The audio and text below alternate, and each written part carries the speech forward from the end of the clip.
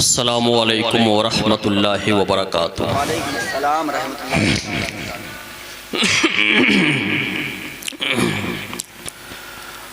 अल्हम्दुलिल्लाह अल्हम्दुलिल्लाहि नहमदुहु व नस्तईनुहु व नस्तगफिरुहु व नुअमिनु बिही व नतवक्कलु अलैहि व नऊज़ु बिल्लाहि मिन शुरूरि अनफुसिना व मिन सय्यिआति अमालिना व मन यहदिहिल्लाहु फला मुदिल्ल लहु व मन युद्लिलहु फला हादिय लहु व नशहदु अन ला इलाहा इल्लल्लाहु वहदहु ला शरीक लहु व नशहदु अन्न सय्यदना व मौलाना मुहम्मदन अब्दुहु व रसूलुहु बिल हुदा व दीनिल हक़्क़ अरसला। अम्मा बाद फ़अऊज़ु बिल्लाहि मिनश शैतानिर रजीम बिस्मिल्लाहिर रहमानिर रहीम व अन्नस्साअता आतियतुन ला रैब फ़ीहा व अन्नल्लाहा यबअसु मन फ़िल क़ुबूर। सदक़ल्लाहु मौलानल अज़ीम व बल्लगना रसूलुहुन नबियुल करीमुल अमीन व नहनु अला ज़ालिका लमिनश शाहिदीना वश शाकिरीना वल्हम्दुलिल्लाहि रब्बिल आलमीन। बिरादरानी इस्लाम, आज का ये अज़ीमुश्शान इजलास जिसमें हम और आप शिरकत की सआदत हासिल कर रहे हैं, हज़रत हाफिज़ो क़ारी महफूज़ुर रहमान साहब ने अपने वालिद मोहम्मद इसराईल मरहूम के रूह को ईसाले सवाब की ग़रज़ से मुनाक़िद किया। सबसे पहले मैं उन्हें मुबारकबाद पेश करूँगा कि उन्होंने अभी अपने वालिदे मरहूम को फरामोश नहीं किया, बल्कि उनकी मोहब्बत में इस महफ़िल मीलाद का इनेकाद करके जहाँ एक तरफ अपने वालिदे मरहूम की रूह को ईसाले सवाब कर रहे हैं, वहीं हम सबको एकजा होकर अल्लाह और उसके रसूल के ज़िक्र खैर का मौका भी फराहम कर रहे हैं। अभी मुझसे क़ब्ल एक उम्दा खिताब, एक चमकता खिताब, पुरमग़ज़ खिताब अज़मत वालिदैन के हवाले से मुहिब्बे मुकर्रम करम फरमा हज़रत हाफिज़ो क़ारी निसार अहमद साहब क़िबला निज़ामी से आपने समाअत किया। वालिदैन की अज़मत के ताल्लुक़ से बहुत ही मालूमाती फ़िक्र अंगेज़ खिताब आपने किया और इस मौजू का हक़ अदा कर दिया। अल्हम्दुलिल्लाह इस वक्त पूरे हिंदुस्तान में बड़ी तेज़ी से अपनी खिताबत का डंका बजा रहे हैं। मुसलसल मुल्क के मुख्तलिफ खित्तों और इलाक़ों में पहुँचकर वाज़ व तबलीग के ज़रिया लोगों की रुश्द व हिदायत का काम अंजाम दे रहे हैं। इस कम उम्री में शोहरत की उस बुलंदी तक पहुँच गए जहाँ तक पहुँचने के लिए कई साल दरकार होते हैं। जी हाँ, अल्हम्दुलिल्लाह इस बुलंदी पर पहुँचने के बाद भी आज भी इनके मिजाज में इनकिसारी है, खाकसारी है, ज़र्रा नवाज़ी है। खुदा करे आपका ये तर्ज़ अमल बरकरार रहे, उम्र में अल्लाह ताला बरकत अता फरमाए। एक ख़तीब होने के साथ साथ एक दरसगाह के बेहतरीन मुदर्रिस भी हैं। बैक वक्त इनकी दरसगाह में 50 से ज़ायद तलबा शब व रोज़ कुरान याद करने में लगे रहते हैं। हालांकि एक हाफिज़ के पास ज़्यादा से ज़्यादा 20 बच्चों की गुंजाइश होती है, क्योंकि वक्त इतना तंग होता है कि उनका सबक सुनना, आमुख्ता सुनना, फिर सबक देना, ये कम वक्त में ज़्यादा तलबा के साथ मुश्किल अम्र होता है। लेकिन शब रोज़ अपनी मेहनत, मशक्क़त और मसाई जमीला के ज़रिया कसीर तादाद में तलबा को कुरान याद करने की रग़बत देते हैं, उनके सीनों में कुरान महफूज करने का हौसला देते हैं। हर साल इनके इदारे से, इनकी जमात और इनके दर्जे से फारिग होने वाले तलबा की अच्छी खासी तादाद रहती है। आपने इनसे एक बेहतरीन खिताब समाअत किया और हमारे स्टेज पर तकरीबन निस्फ दर्जन शोरा जो मौजूद हैं और सरे शाम से लेकर अब तक हर एक ने मदसराई किया, नबी कायनात की नात पढ़ी, बुजुर्गाने दीन के मनक़बत के अशार पेश फरमा रहे थे। आप महसूस हो रहे थे।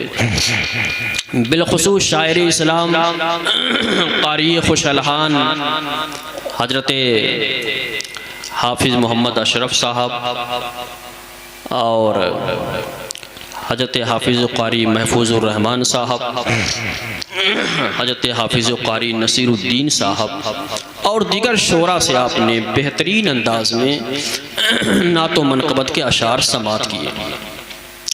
चूँकि ठंडा का मौसम है, इस मौसम में अमूमन अक्सर नज़ला, सर्दी, ज़ुकाम का असर रहता है।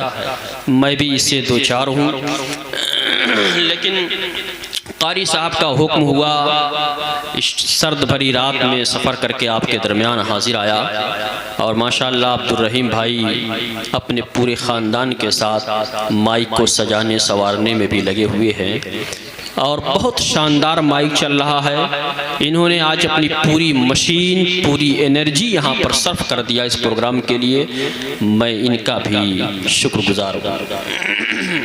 अल्लाह ताला इनके ख़ानदान में बरकत अता फ़रमाए, मुसीबतों से इन्हें निजात अता फ़रमाए। हमारे इस स्टेज पर जमात अहले सुन्नत के एक अज़ीम आलिम दीन हज़रत अल्लामा मौलाना महबूब आलम साहब क़िबला, जो शहज़ादे खलीफ़े हुज़ूर ख़तीबुल बराहीन, वो भी मौजूद हैं, तशरीफ़ रखते हैं। ये भी एक बेहतरीन ख़तीब हैं। इंशाअल्लाह फिर कभी मौका रहा तो इनकी खिताबत से भी आप महसूस होंगे।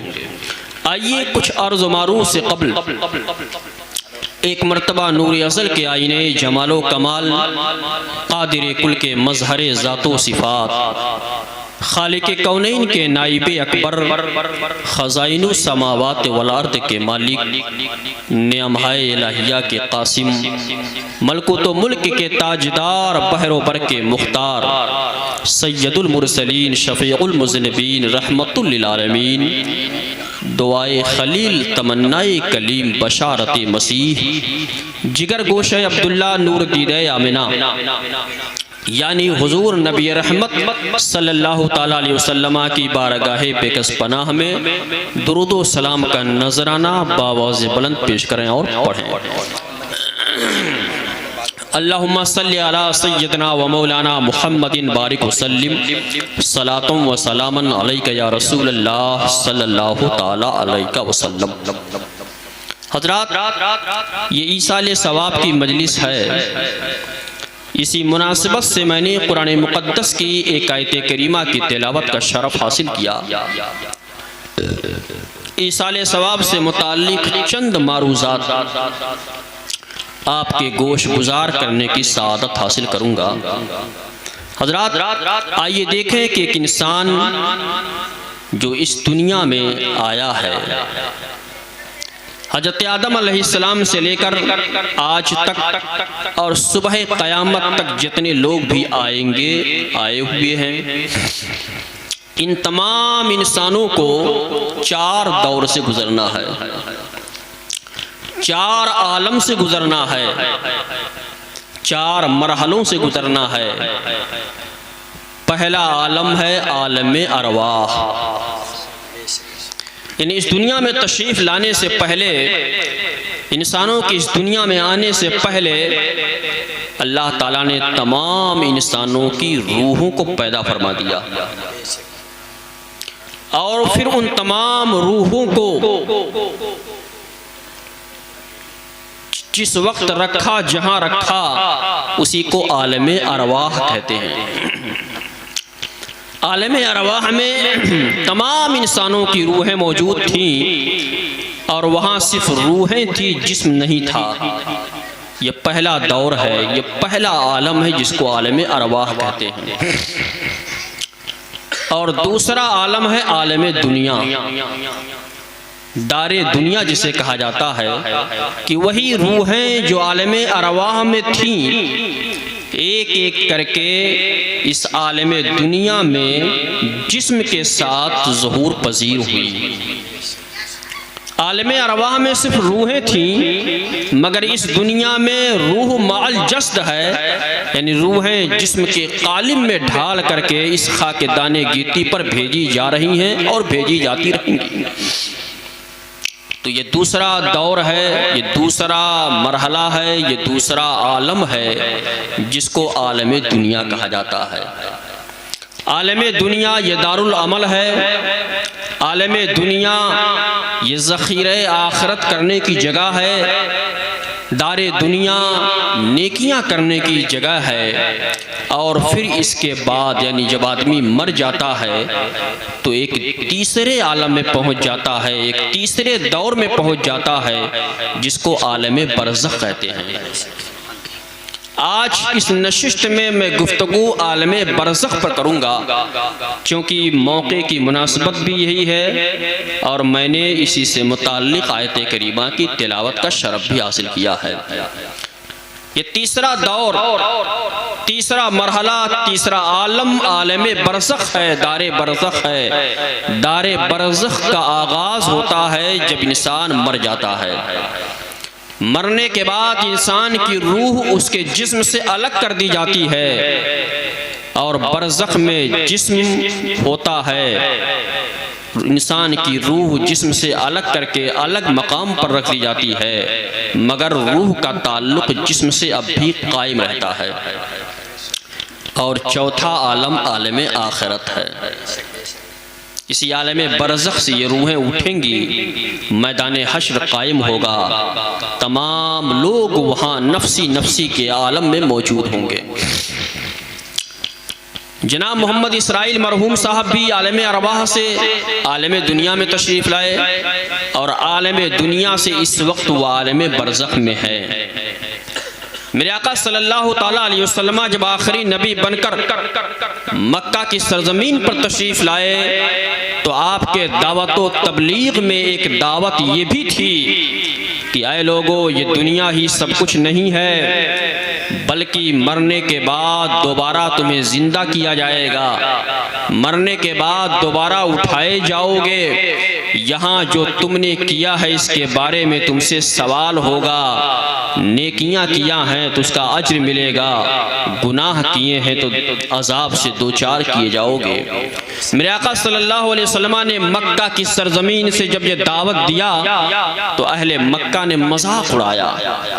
कुफारे मक्का का नजरिया और अकीदा ये था कि यही दुनिया हमारे लिए सब कुछ है, जब तक हम जिंदा हैं जिंदगी से लुत्फ उठाते रहें, मरने के बाद हमारा वजूद नहीं होगा, मरने के बाद हमारा कोई जिस्म नहीं होगा, मरने के बाद कोई दुनिया नहीं होगी, बल्कि यही दुनिया ही सब कुछ है। लेकिन मेरे आका सल्लल्लाहु अलैहि वसल्लम ने फरमाया था नहीं, ये दुनिया ही सब कुछ नहीं है। मौत के बाद आदमी का वजूद ख़त्म नहीं होता है, बल्कि मौत को उर्दू में जो इंतकाल से ताबीर किया गया है उसका मकसद यही है कि आदमी एक दौर से दूसरे दौर में मुंतकिल हो गया, एक दुनिया से दूसरे दुनिया में पहुंच गया, दारे दुनिया से दारे बरज़ख की तरफ मुंतकिल हो गया। इसलिए आदमी जब मरता है तो उसे इंतकाल से ताबीर किया जाता है। हुजूर नबी रहमत सल्लल्लाहु अलैहि वसल्लम ने जब ये दावत अहले मक्का को दिया तो अहले मक्का ने आपका मजाक उड़ाया। बड़ी हैरत से कहते थे आइज़ा मितना कुन्ना तुराबन व इज़ामन आइन्ना लमबसून, क्या जब हम मर करके मिट्टी हो जाएंगे, हमारी हड्डियां रेजा रेजा हो जाएंगी, क्या हम दोबारा उठाए जाएंगे? मेरे आका ने फरमाया हाँ हाँ ज़रूर उठाए जाओगे। लेकिन अबू जहल मानने के लिए तैयार नहीं था, उतबा शैबा मानने के लिए तैयार नहीं थे। कुफ़ारे मक्का ने सरकार की इस दावत को रद्द फरमा दिया था, और सिर्फ रद्द ही नहीं फरमाया था बल्कि हुजूर नबी रहमत सल्लल्लाहु अलैहि वसल्लम को किसी ने मजनू कहा, किसी ने पागल कहा, किसी ने कहा जुनून तारी हो गया है। सरकार को ईज़ाएं पहुंचाई गई, सरकार को पत्थर मारे गए, आपके चेहरे मुबारक लहूलुहान हो गए। सरकार के दावतो तबलीग की राहों में किस कदर दुश्वारियां थी, किस कदर कठिनाइयां थी। आइए मैं इसको एक मिसाल के जरिया बताऊं, एक रिवायत के जरिया समझाऊं जो इंतहाई बसीरत अफरोज है। मेरे आका सल्लल्लाहु ताला अलैहि वसल्लम यही दावत लेकर के मक्का से जब ताइफ गए तो ताइफ के रास्ते में चंद औबाशों ने आपको पत्थर मारे, आपका चेहरे मुबारक लहूलुहान हो गया। उसी दरमियान में जनाबे हारिस जो हलीमा सादिया के शौहर थे और जिन खातून का दूध सरकार ने नोश फरमाया था, ये मक्का किसी काम से आए। ताइफ के रास्ते में इन्होंने देखा एक बावकार नौजवान है जो सर झुकाए जा रहा है और पीछे कुछ बच्चे उस नौजवान को पत्थर मार रहे हैं। कुछ पागल किस्म के इंसान हैं जो उस बावकार शख्स को गालियां दे रहे हैं। जनाबे हारिस आगे बढ़े, देखा ये तो कोई और नहीं बल्कि मोहम्मद इब्ने अब्दुल्ला हैं। जनाबे हारिस ने अहले मक्का को मुखातब करके कहा था, ए अहले मक्का इन्हें क्यों मारते हो, इन्हें क्यों परेशान करते हो, इनका कसूर क्या है, इनका जुर्म क्या है? तो अहले मक्का ने कहा था, ए हारिस क्या तुम नहीं जानते, इनका दावा ये है कि जो लोग यहाँ आए हुए हैं इन्हें मरना है और मरने के बाद दोबारा जिंदा किए जाएंगे, दोबारा उठाए जाएंगे। भला बताओ ये कोई मानने वाली बात है? क्या हम दोबारा जिंदा किए जाएंगे? क्या हम दोबारा उठाए जाएंगे? क्या ये पागलपन वाली बात नहीं है? जनाबे हारिस अभी मुसलमान नहीं हुए थे। जनाबे हारिस का भी अकीदा अभी यही था कि यही दुनिया ही हमारे लिए सब कुछ है, मरने के बाद दोबारा जिंदगी का कोई तस्वुर नहीं है। जनाबे हारिस कहते हैं तुम इन्हें पत्थर क्यों मारते हो? तो अहले मक्का ने कहा था, ये हारिस तुम्हारा इनके साथ क्या रिश्ता है, तुम्हें इनके साथ इतनी हमदर्दी क्यों है, तुम्हारा इनके साथ क्या ताल्लुक है? जनाबे हारिस कहते हैं तुम मुझसे पूछते हो मेरा इनके साथ क्या ताल्लुक है, तुम जानना चाहते हो मेरे साथ इनका क्या रिश्ता है? सुनो, ये मोहम्मद इब्ने अब्दुल्ला है। बचपन में ये मेरे घर आए थे, मेरी बीवी हलीमा सादिया का इन्होंने दूध नोश फरमाया है। ये ऐसे बाबरकत है, जब मेरे घर आए थे तो कहत साली का जमाना था, अबरे बारा का नुज़ूल नहीं हो रहा था, इनके कुदूमे मैमनते लुज़ूम की बरकतों से बारिशों का नुज़ूल हुआ था। खेतियां सूखी जा रही थी, दरख्त सूख गए थे, जानवरों के थन दूध से सूख चुके थे, लेकिन मोहम्मद अरबी की बरकत ये रही है, खेतियां लहलहा उठी हैं, दरख्त हरे भरे हो गए हैं और जानवरों के थनों में दूध भर गया है, दूध से लबरेज।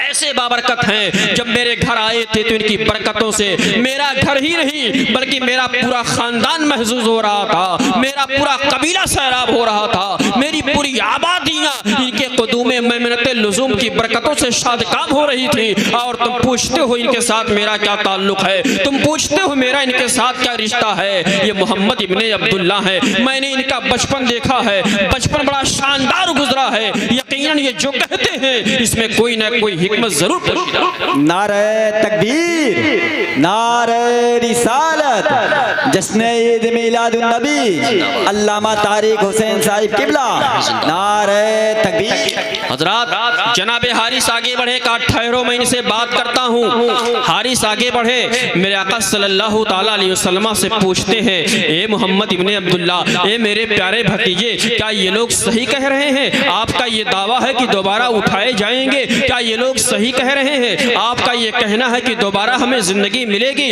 दोबारा हमारे बिखरे वजूद को इकट्ठा किया जाएगा, हमारी हड्डियां जो रेजा रेजा हो जाएंगी उनको जमा करके उनमें रूह डाली जाएगी, क्या यह आपका दावा है? मेरे आका ने फरमाया, हाँ हाँ मेरा ये दावा है। मेरे आका ने दलाइल न दिया, ज्यादा लंबी गुफ्तगू न फरमाई, बल्कि जनाबे हारिस के सीने पर हाथ रख करके फरमाते हैं, चचा जान वो दिन आया तो मैं आपका हाथ पकड़ करके दिखा दूंगा। चचा जान देखें ये जन्नत है, चचा जान देखें ये दोज़ख है। जनाबे हारिस कहते हैं, मेरे भतीजे मोहम्मद इब्ने अब्दुल्ला की इस सादा से गुफ्तगू में न जाने कौन सी ऐसी तासीर थी, मेरा दिल पिघल गया और मैं भी कलमा पकड़ के मुसलमान हो गया। अल्लाह अल्लाह सुभान। हाँ, मेरे आका ने सिर्फ इतना ही फरमाया, तब चचा जान वो दिन आया तो मैं आपका हाथ पकड़ करके दिखा दूंगा। चचा जान देखें ये जन्नत है, चचा जान देखें ये दोज़ख है।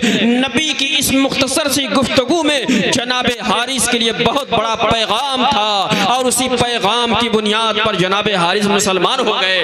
हजरात मिजाज देना चाहूँगा, जिसके नसीब में ईमान है वो महज गुफ्तगू करने से ही मुसलमान हो जाता है, और जिसके ईमान नसीब में ईमान नहीं है वो ईमान की दौलत से कभी फैज़याब नहीं होगा। अबू जहल की मुट्ठी में कंकरियां कलमे शहादत पड़ रही थी, मगर उसके नसीब में ईमान नहीं था, इसलिए उसने ये कह करके फेंक दिया कि ये तो खुला हुआ जादू है।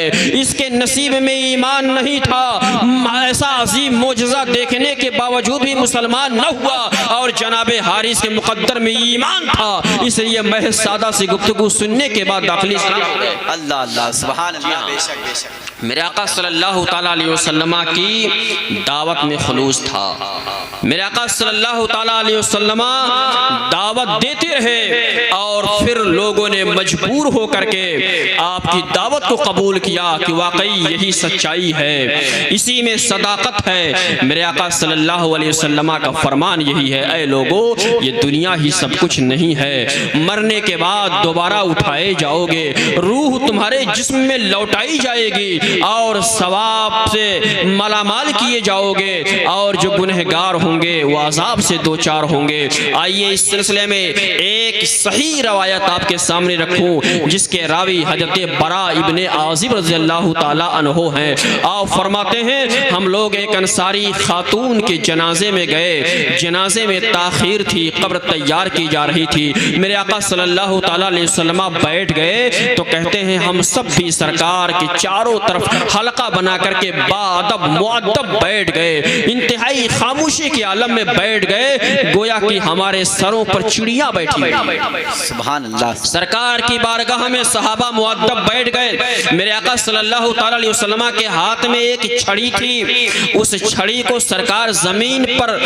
कुरेद रहे थे और लोगों से कह रहे थे, लोगों अज़ाबे कब्र से डरो, लोगों अज़ाबे कब्र से डरो। मेरे आका सल्लल्लाहु ताला अलैहि वसल्लम ने बयान फरमाया कि ये लोगों सुनो, जब एक मोमिन बंदे की मौत का वक्त करीब आता है, जब एक मोमिन बंदा इंतकाल करने वाला होता है तो उसके पास अल्लाह के मुकद्दस फरिश्तों की जमात आती है, जो इंतहाई हसीनो जमील होते हैं, जो इंतहाई बावकार होते हैं, जाजिबे नज़र होते हैं, खूबसूरत चेहरों के साथ फरिश्तों की जमात आती है उस बंदे के करीब। वो बंदा महसूस कर लेता है कि अब मेरा आखिरी वक्त आ गया है। फिर आखिर में हजरत मलकल मौत आते हैं और आने के बाद कहते हैं, ऐ रूह इस बंदे से निकल अल्लाह की रज़ा की जानिब, ऐ रूह इस बंदे से निकल अल्लाह के खुशनुदी की जानिब। फिर वह रूह उस मोमिन बंदे से ऐसे ही निकल जाती है जैसे कि मशकीज़े से पानी बह जाए, मशकीज़े को खबर ना हो। वह रूह उस बंदे से ऐसे ही निकल जाती है जैसे कि गूंधे हुए आटे से बाल निकाल लिया जाए, आटे को खबर ना हो। वह रूह मोमिन बंदे से निकाल ली जाती है। फिर वह फरिश्ते उस रूह को लेकर के ऊपर जाते हैं, आला इल्लीन में जाते हैं और फिर इस बंदे को जो है नहला धुला करके कफन पहनाने के बाद इसका जनाजा पढ़ा जाता है, कब्र में उतार दिया जाता है, फिर वो रूह लौटा दी जाती है। और रूह लौटाने के बाद अब दो फरिश्ते आते हैं जिसको मुनकर और नकीर कहा जाता है। ये दोनों फरिश्ते आते हैं, 3 सवाल किया जाता है। मशहूर सवाल हैं जो आपने पढ़ा और सुना भी होगा। वो फरिश्ते दोनों उस मोमिन बंदे से पहला सवाल करते हैं, मर रब्बुकुम, तुम्हारा रब कौन है? वो बंदा जवाब देता है, रब्बी अल्लाह, मेरा रब अल्लाह है। दूसरा सवाल होता है, मा दीनुका, तेरा दीन क्या है? वो बंदा जवाब देता है, दीनियल इस्लाम, मेरा दीन इस्लाम है। तीसरा सवाल होता है, मा कुंता तक़ूलु फी हाज़र रजुल, इस मर्द के बारे में तुम्हारा क्या कहना है? यानी सरकार दो आलम सल्लल्लाहु अलैहि वसल्लम का चेहरा मुबारक दिखाया जाता है और उस बंदे मोमिन से सवाल किया जाता है, बताओ इस मर्द के बारे में तुम्हारा क्या कहना है? वो कहता है, ये तो मेरे नबी है, ये तो मेरे पैगंबर है, ये तो मेरे आका है, मैं तो इन्हें पहचानता हूँ, मैं तो इन पर ईमान लाया, मैंने इनके बताए हुए तरीके पर चला है, मैंने इनके लाए हुए कुरान को पढ़ा है, ये तो हमारे नबी हैं, ये तो हमारे पैगंबर हैं। जब ये तीनों सवालों का जवाब देता है तो एक निदा आती, हाँ हाँ मेरे बंदे ने सच कहा है, इसके लिए जन्नती बिछौना हो, इसके लिए जन्नती लिबास हो और जन्नत की खिड़की खोल दी जाए ताकि जन्नत की हवाओं से ये माला माल हो जाए। सुभान अल्लाह, सुभान। एक मोमिन बंदे की शान ये होती है, एक नेक और परहेजगार बंदे की शान ये होती है, आमाले सालिहा करने वाले मोमिन बंदे की ये शान होती है कि उसके पास बेहतरीन शक्ल सूरत के फरिश्ते आते हैं, उसका बदला बेहतरीन होता है, पहले ही दिन से उसके कब्र में सवाब ही सवाब होता है। जन्नत के लिबास होते हैं, जन्नत की खिड़कियों से हवाएं आती हैं, जन्नत की ग़िज़ाएं आती हैं, जन्नत का बिछौना आता है। बहरहाल मेरे आका सल्लल्लाहु अलैहि वसल्लम आगे इरशाद फरमाते हैं, सुनो, जब कोई काफिर मरता है, जब कोई मुशरिक मरता है, जब कोई बेईमान मरता है, जब कोई गुनहगार मरता है तो उसके पास अल्लाह के फरिश्ते डरावनी शक्ल सूरत में आते हैं, खौफनाक शक्ल सूरत में आते हैं और फिर आखिर में मलकल मौत आते हैं और कहते हैं, ये रूह निकल जा अल्लाह के गज़ब की जानिब, ये रूह निकल जा अल्लाह के नाराज़गी की जानिब। अब वो रूह उसके जिस्म में फैल जाती है, निकलने के बाद निकलने के बजाय पूरे जिस्म में वो रूह सिरायत कर जाती है। अब फरिश्ता उस रूह को निकालता है ऐसे ही जैसे कबाब को सीख से भीगे हुए टाट में खींच करके निकाला जाए कि वो कबाब रेजा रेजा हो जाए, ऐसे ही उस बंदे से रूह निकाली जाती है और रूह निकालने के वक्त उसके जिस्म का जर्रा जर्रा कांपता है, उस जिस्म का जर्रा जर्रा तकलीफ महसूस करता है। बहरहाल रूह निकाल ली जाती है और उस रूह को नीचे ले जाया जाता है, जमीन की सतह में ले जाया जाता है, सिज्जीन में ले जाया जाता है और फिर जब उस बंदे को दफन कर दिया जाता है, अब रूह लौटा दी जाती है। वही दोनों फरिश्ते आते हैं और उस बंदे से भी वही 3 सवाल किए जाते हैं। हर सवाल के जवाब में कहता, हा हा ला अदरी, हा हा ला अदरी, मैं नहीं जानता, मैं नहीं जानता, मैं नहीं जानता। आवाज आती है, इस बंदे ने झूठ कहा है और इसके लिए जहन्नम का बिछौना हो, इसके लिए जहन्नम की ग़िज़ाएं हो, इसके लिए जहन्नम का लिबास हो और इसके लिए जहन्नम की खिड़की खोल दी जाए ताकि आज ही से ये अज़ाब कब्र से दो चार हो जाए, कब्र की तकलीफों से दो चार हो जाए, आज ही से इस पर अज़ाब मुसल्लत कर दिया जाए। अल्लाहु अकबर कबीरा। माशाअल्लाह। इस हदीस पाक से ये समझ में आया कि जो नेक बंदे हैं, जो नेकियां करते हैं, जो आमाल सालिहा करते हैं, मरने के बाद पहले ही दिन से उन पर अल्लाह का करम होता है, अल्लाह की रहमतें झूम कर बरसती हैं और उस बंदे को पहले ही दिन से सवाब कब्र से माला माल कर दिया जाता है। लेकिन जो गुनहगार मरते हैं, जो कुफ्र और शिर्क की हालत में मरते हैं, जो बदअक़ीदगी के आलम में मरते हैं, कब्र में जाने के बाद यहीं अजाब का दौर शुरू होता है और कब्र या आखिरत की पहली मंजिल है। याद रखें, कब्र आखिरत की पहली मंजिल है। इस पहली मंजिल में जो कामयाब हो गया है वो आखिरत की तमाम मंजिलों में कामयाब होता जाएगा और जो यहाँ नाकाम हो गया है आखिरत की तमाम मंजिलों में नाकाम होता जाएगा। बेशक। और ये भी जहन दे दूं कि कब्र के अंदर जो तीनों सवाल किए जाते हैं, इन तीनों सवालों का ताल्लुक आमाल से नहीं बल्कि अकीदे से है। पता ये चला कि अकीदा मुकद्दम है, अकीदा ज़रूरी है। अगर अकीदे अकीदे में कोई बिगाड़ कोई फसाद होगा तो लाख अमाल कर ले, लाख सजदे कर ले, लाख नमाजें पढ़ ले, वो सारी नमाजें चेहरे पर मार दी जाएंगी और उसको कोई बदला नहीं मिलेगा। हाँ, अकीदा अगर मजबूत होगा, अगर अकीदा पुख्ता होगा, अमाल में कमजोरी होगी, कोताही होगी, तो अल्लाह अपने करम से माफ फरमा देगा और एतकाद की बुनियाद पर, अकीदे की बुनियाद पर उसकी मग़फ़िरत फरमा देगा। लेकिन अगर अकीदा कमजोर होगा या अमाल कितने ही क्यों ना हो, उसकी मग़फ़िरत नहीं होगी, उसकी बख्श। सुभान अल्लाह। जी हाँ, इसलिए अकीदा मजबूत रखे, अकीदे में कोई कमजोरी ना आने पाए, बद मजहबों से दूरी बनाए रखें ताकि ईमान पर कोई डाका न डालने पाए। आइए इस सिलसिले में एक दूसरी हदीस आपके गोश गुजार करूं कि आमाले हसना हमारे किस कदर काम आते हैं, ये नेकियां हमारे किस कदर काम आती हैं। इस सिलसिले में एक रवायत यह है कि जब एक बंदे मोमिन को कब्र में लिटा दिया जाता है और लिटाने के बाद, दफन करने के बाद लोग अपने अपने घरों को चले जाते हैं, तो उस बंदे मोमिन के आमाले सालेहा चारों तरफ से उसका मुहासरा कर लेते हैं। नमाज उसके दाएं जानिब होती है, रोज़ा उसके बाएं जानिब होता है, तिलावत कुरान का सवाब उसके सर की जानिब खड़ा हो जाता है और वज़ू बनाने का सवाब उसके कदमों की जानिब हो जाता है। यानी चारों तरफ से मुहासरा कर लेती हैं ये नेकियां उस बंदे मोमिन को। और कब्र के अंदर अजाब दाखिल होना चाहता है, पहले दाएं जानिब से आता है, नमाज रोक देती है, खबरदार तुम्हें आने की इजाज़त नहीं होगी। इस बंदे ने दुनिया में मेरी मुहाफ़िज़त किया था, आज मैं इसकी मुहाफ़िज़त करूंगी। दुनिया में इस बंदे ने मेरा एहतमाम किया था, नमाजों की पाबंदियां किया था, खबरदार आज सो रहा है इसे सोने दो, आराम कर रहा है इसे आराम करने दो, तुम्हें आने की इजाज़त न होगी। नमाज दाएं जानिब से रोक देगी।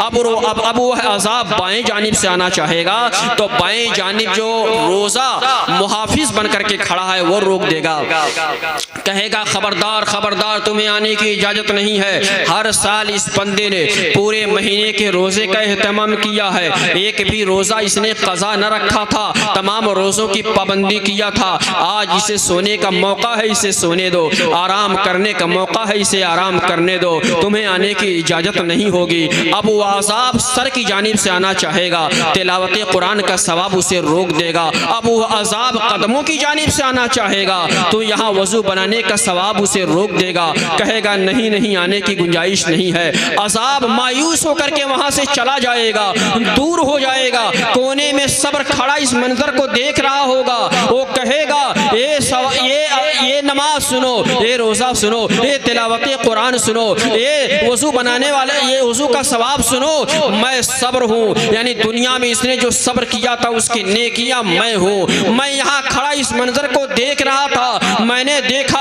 अगर नमाज कमज़ोर होती तो मैं उसका साथ देता, रोज़ा कमज़ोर होता तो मैं उसका साथ देता, तिलावत कुरान कमज़ोर पड़ जाती तो मैं उसका साथ देता, वज़ू बनाने का सवाब कमज़ोर हो जाता तो मैं उसके साथ खड़ा होकर के अज़ाब को आने ना देता। लेकिन मैंने देखा न नमाज कमज़ोर हुई है, न रोज़ा कमज़ोर हुआ है, न तिलावत कुरान का सवाब कमज़ोर हुआ है, न वज़ू बनाने का सवाब कमज़ोर हुआ, मैं बच गया। कल मैदान महशर में मैं इसके काम आऊँगा, जब ये बंदा पुल सिरात से गुजर रहा होगा तो पुल सिरात पर मैं इसके काम आऊँगा और ये तेजी से गुजरता हुआ नजर आएगा, पुल सिरात की हवालाकियों से मैं इसे बचाऊंगा। अल्लाहु अकबर, सुभान अल्लाह। रात पता क्या चला, ये नेकियां हमारे काम आएंगी, आमाले हसना हमारे लिए मुहाफिज होंगे, हमारे लिए ढाल बन जाएंगे। कब्र के अंदर अगर अजाब घुसना चाहेगा तो उस अजाब को रोक दिया जाएगा, उस अजाब को दूर कर दिया जाएगा और अजाब को आने की इजाजत नहीं मिलेगी। अब आइए इस सिलसिले में एक बात ये भी अर्ज करूं कि आज कुछ लोग ये कहते हैं कि अज़ाबे कब्र का कोई वजूद नहीं है, आज कुछ लोग कहते हैं सवाबे कब्र का कोई तस्वुर नहीं है। बिलखुसूस मगरबी दुनिया में रहने वाले, अपने आप को जदीद दौर का बताने वाले और मुलाहिदा का एतराज़ ये है कि हमने बहुत सी कब्रों को खोद के देखा, हमें कहीं पर जन्नती लिबास नहीं मिला, हमें कहीं पर जन्नती ग़िज़ाएं नहीं मिली, हमें कहीं पर जन्नती हवाएं आती हुई नहीं देखी। हमने बहुत से कुफ़ार व मुशरिकीन की कब्रों को भी खोद के देखा है, हमने किसी कब्र कब्र पर अजदहे नहीं देखे, किसी कब्र में सांप नहीं देखा, किसी कब्र में अजाब नहीं देखा, किसी कब्र में आग नहीं देखा, किसी कब्र में जहन्नम का बिछौना, जहन्नम की ग़िज़ाएं, जहन्नम की हवाएं हमें नजर ना आई, फिर हम कैसे मान लें कि कब्र का अजाब भी बरहक है, कब्र का सवाब भी बरहक है, हम ये कैसे तस्लीम कर लें? तो आइए मैं इस सिलसिले में अर्ज करूंगा कि मुलाहिदा का ये एतराज बेजा है, और जो अपने आप को जदीद दौर का बताते हैं, कब्रों में अजाब और सवाब ढूंढते हैं, उन्हें मालूम होना चाहिए कि सवाब और अजाब का ताल्लुक गैब से है। यह हमारी निगाहों से पोशीदा कर दिया गया, हमारी निगाहें इसे देख नहीं सकती हैं, हमारी निगाहें इसे मुशाहिदा नहीं कर सकती हैं। उन पर सवाब हो रहा है, उन पर अजाब हो रहा है, यह हमारी आपकी निगाहें नहीं दे सकती। यहाँ तक कि कोई ऐसी मशीन अब तक वजूद में नहीं आई है जिस मशीन के जरिया हम सवाबे कब्र को देख ले, जिस मशीन के जरिया हम अजाबे कब्र को देख ले। कोई ऐसी मशीन आज तक साइंसदानों ने इजाद नहीं किया है कि जिससे आलमे गैब की चीज़ों को हम मुशाहिदा कर ले। मेरे पैगम्बर ने फरमाया है, नबी सादिक ने फरमाया है, तो अजाबे कब्र भी बरहक है और सवाबे कब्र भी बरहक है। लेकिन एक तमसील से मैं इनको समझाना चाहूँगा, शायद उनकी समझ में बात आ जाए। आइए देखें कि एक अमीर आदमी अपने बगले में सो रहा है, एक अमीर आदमी अपने बगले में सो रहा है और एक गरीब आदमी अपनी झोपड़ी में आराम कर रहा है। अमीर आदमी जो अपने बगले में सो रहा है, देखने वाला यही महसूस करेगा कि बड़े आराम से सो रहा है। गरीब आदमी जो अपनी झोपड़ी में सो रहा है, देखने वाला यही महसूस करेगा ये बड़े तकलीफ में सो रहा होगा। लेकिन मैं बताऊं, अमीर आदमी ये ख्वाब देख रहा है कि मेरी हवेली जल गई है, मेरी हवेली में आग लग गई है और मेरी हवेली में इस कदर आग लगी है, आग की लपटें मेरे करीब हैं, तो उसकी रूह बेचैन होती है। वो अगरचे ख्वाब ही में है लेकिन उसकी रूह बेचैन होती है। ख्वाब में जो आग लगी हुई है उससे वो बेचैनो बेकरार नजर आता है। बज़ाहिर तो वो सो रहा है लेकिन उसकी रूह तकलीफ महसूस कर रही है। ऐसे ही गरीब आदमी जो अपनी झोपड़ी में सो रहा है, भूखा सो रहा है, कई दिन का फाका करके सो रहा है, लेकिन उसने एक बेहतरीन ख्वाब देखा।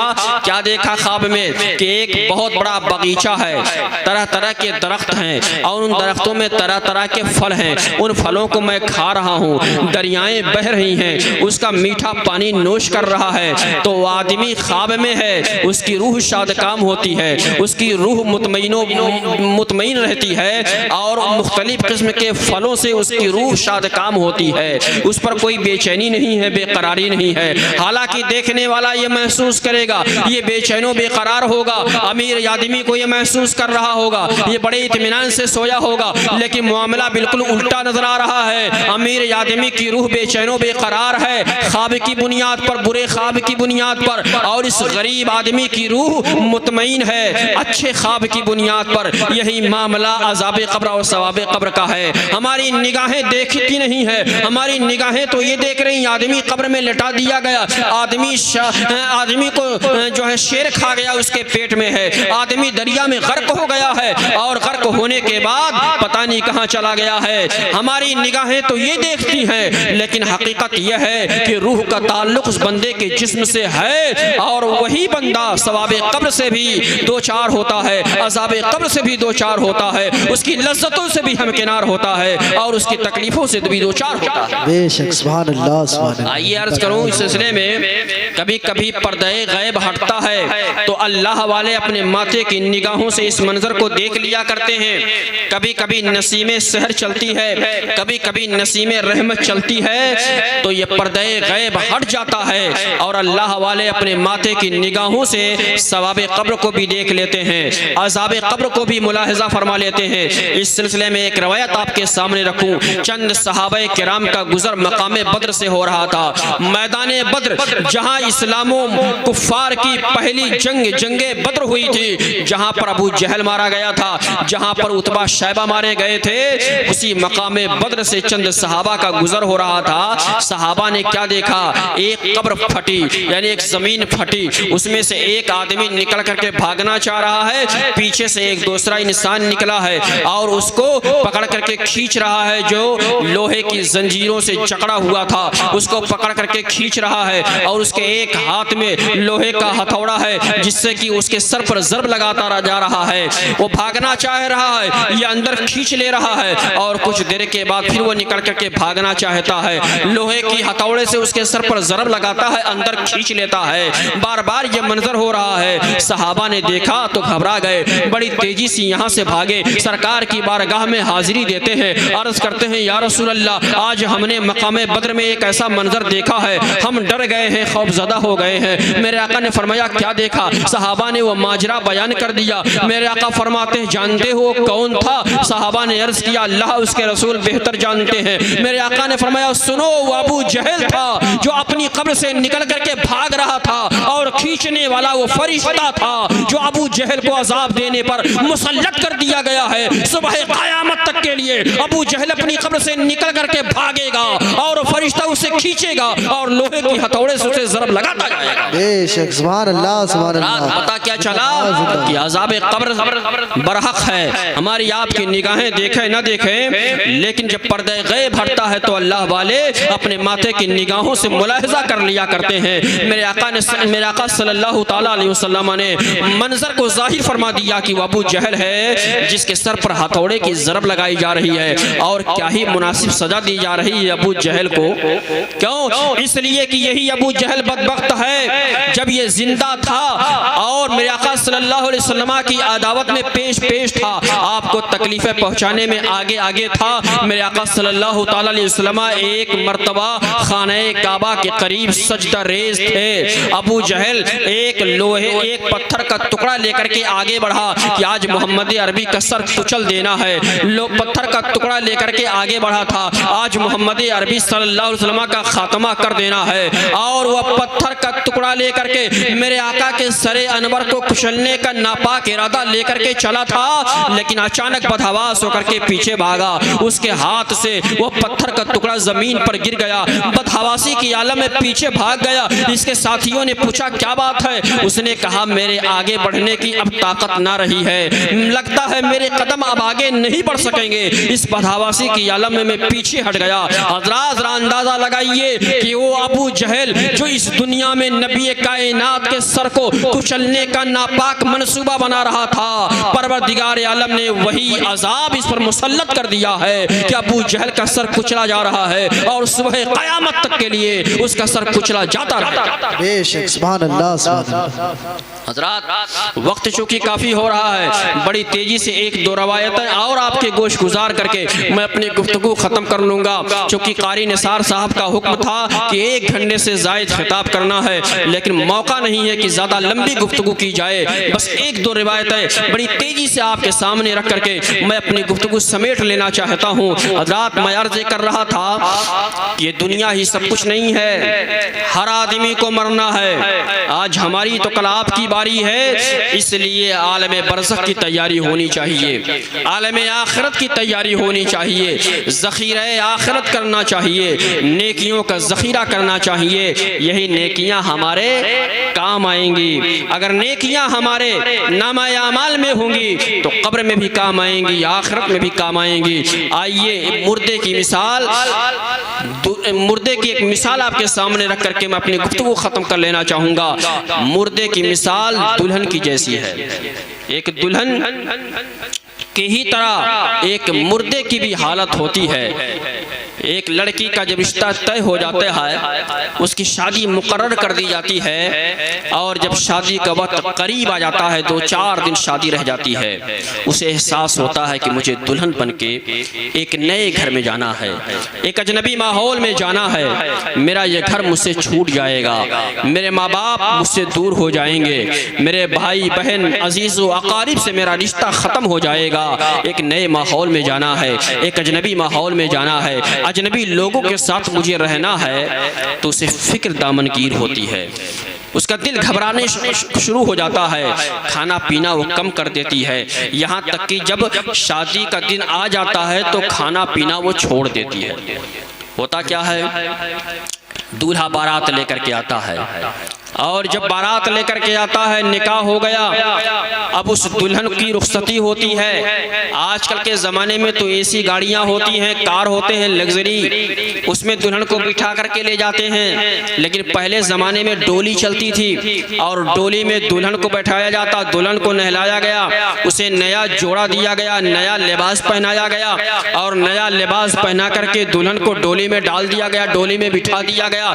4 लोगों ने डोली को उठाया, लेकर के चले, पीछे पीछे पूरी बारात चली है। अब वो औरत अपने नए घर में पहुंची है, एक अजनबी माहौल में पहुंची है। और जब वहां पहुंची तो पहुंचने के बाद अगर वो औरत खूबसूरत है, अगर वो औरत हसीनो जमील है, अगर उस औरत ने सामाने जहेज के तौर पर ढेर सारा सामान लाई है, तो सामाने जहेज की बुनियाद पर, उसके हुस्नो जमाल की बुनियाद पर उसका शौहर खुश हो जाता है, उसके घर वाले खुश हो जाते हैं। और पहले ही दिन से उस औरत के नाजो नेमत से परवरिश होती है, शौहर राजी हो गया है, घर की मालकिन बना देता है, अपनी बीवी को बाइख्तियार कर देता है और उस नए घर की मालकिन बन करके वो रहती है, बड़े सुख के साथ रहती है, बड़े आराम के साथ रहती है। और फिर घर से उसके घर वाले 10 दिन पर, 20 दिन पर, 25 दिन पर, ईद और बकरीद के मौके पर कुछ न कुछ लेकर के त्योहारी के नाम पर जाते हैं, ताकि मेरी बच्ची का दिल उस घर से मानूस हो जाए। बेशक, सुभान। लेकिन अगर वही औरत बदसूरत हो, अगर उस औरत का चेहरा हसीनो जमील नहीं है, अगर वो औरत सामाने जहेज नहीं ले गई है, गाड़ी घोड़ा नहीं ले गई है, तो घर वाले नाराज हो जाते हैं, उसका शौहर अलग खफा होता है, उसकी सास ससुर अलग नाराज होते हैं, नाराजगी जाहिर करते हैं। और पहले ही दिन से उस औरत को कोसा जाता है, ताने दिए जाते हैं, उस औरत को तकलीफें पहुंचाई जाती हैं और औरत को तंग किया जाता है। अलगर्ज पहले ही दिन से उस औरत को तकलीफें पहुंचाई जाती है। और पहली औरत जो खूबसूरत थी, पहली औरत जो सामाने जहेज ढेर ले गई थी, पहले ही दिन से उस पर इनाम इकराम की बारिश होती है।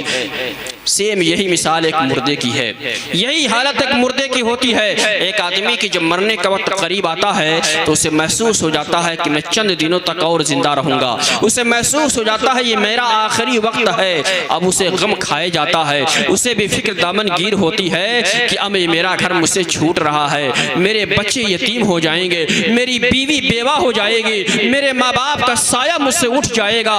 इसी गम और फिक्र में खाना पीना छोड़ देता है। यहाँ तक कि जब मौत का दिन आता है तो उसे पानी पिलाया जाता है, लेकिन पानी भी वो नोश नहीं कर पाता।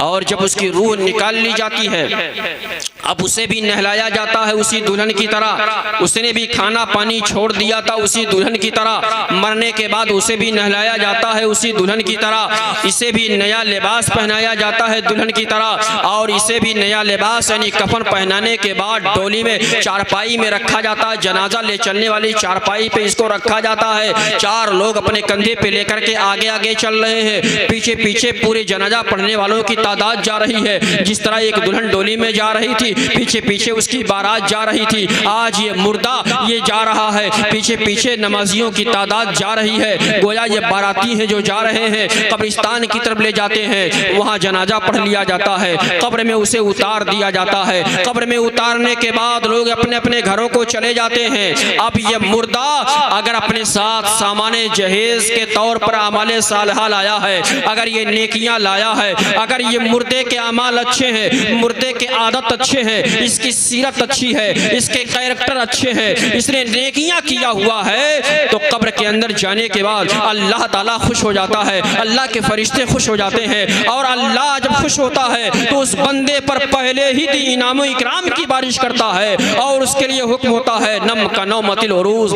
सो जा ऐसे ही जैसे दुल्हन सोया करती है। अब वो बंदा आराम से सोता है, पहले ही दिन से कब्र के अंदर वो आराम से सोता है, उसकी कब्र कुशादा कर दी जाती है, उसकी कब्र वसी कर दी जाती है, अल्लाह का इनाम इकराम होता है, अल्लाह की रहमतें झूम झूम करके बरसती हैं। जिस तरह उस दुल्हन का शौहर खुश हो गया था, दुल्हन के घर वाले खुश हो गए थे, उस पर इनाम इकराम की बारिश हो रही थी, ऐसे यहाँ रब खुश हो गया है, परवरदिगार राजी हो गया है, तो इस पर भी इनाम इकराम की बारिश हो जाती है।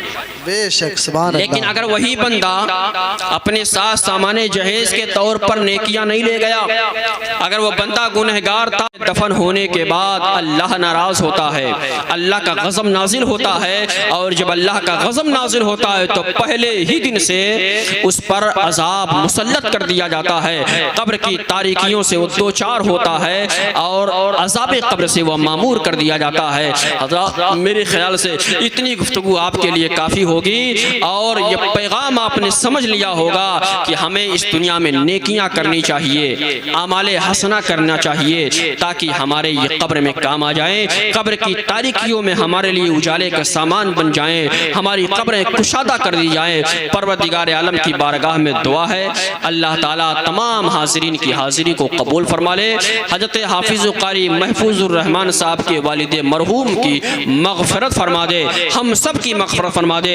हम सब के घरानों में जो लोग इंतकाल कर गए हैं अल्लाह उन सब की मग़फ़िरत फरमा दे, सब के जुमला सग़ाइर और कबाइर गुनाहों को माफ़ फरमा दे और हम सब को आमाले हसना करने की तौफ़ीक़ अता फरमा दे। अस्तग़फ़िरुल्लाह रब्बी मिन कुल्लि ज़ंबि व अतूबु इलैह व मा अलैना इल्लल बलाग। अस्सलामु अलैकुम।